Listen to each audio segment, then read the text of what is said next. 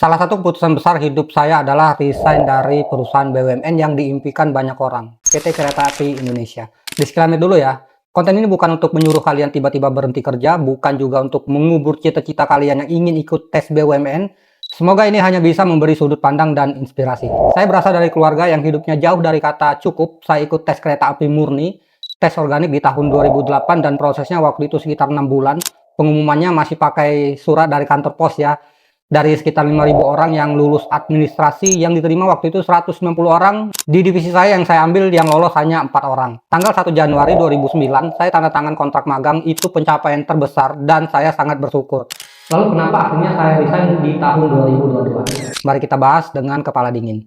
Saya resign bukan karena gaji ya, bukan karena tuntutan pekerjaan, dan bukan karena tempatnya buruk. Saya resign karena definisi sukses. Dulu, dan mungkin juga di kepala banyak orang, standar sukses itu sederhana ya, kerja tetap apalagi di BUMN. Masuk ke sana, otak kita sudah menganggap ini sukses loh.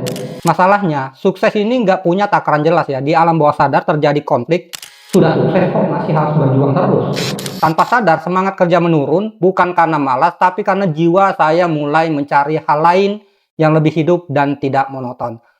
Alasan kedua adalah sejak 2012 saya mulai merintis usaha, banyak usaha yang saya lakukan dan alhamdulillahnya semuanya bangkrut, dari jualan macam-macam sampai akhirnya mencoba usaha di bidang biliar. Di titik itu saya menyimpulkan satu hal, saya nggak akan pernah fokus kalau kerja dan usaha berjalan bersamaan.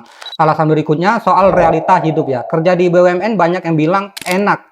Saat saya hitung gaji sampai pensiun, kenaikan gaji berkala, bonus, dan sisa waktu kerja sekitar 20 tahun, kesimpulannya untuk hidup enak gak begitu menggiurkan ya, tapi untuk hidup cukup, ya benar. Dan saya memilih 20 tahun ke depan akan saya gunakan untuk belajar hidup di dunia luar. Faktor berikutnya adalah keluarga. Almarhumah ibu saya, semoga kuburnya selalu dilapangkan ya. Ibu saya sakit kanker, kalau ke rumah sakit, beliau paling senang ditemani sama saya, padahal saya dulu om biliar cilik, adalah anak paling bandel dari 5 bersaudara. Untuk izin kerja harus cari pengganti dinas dan nggak selalu mudah. Di sini saya bicara ke diri sendiri, saya harus cepat resign supaya bisa benar-benar ada untuk keluarga ya.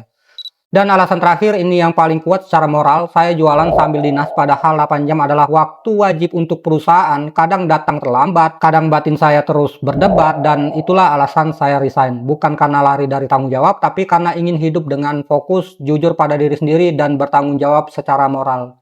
Salam biliar tanpa judi.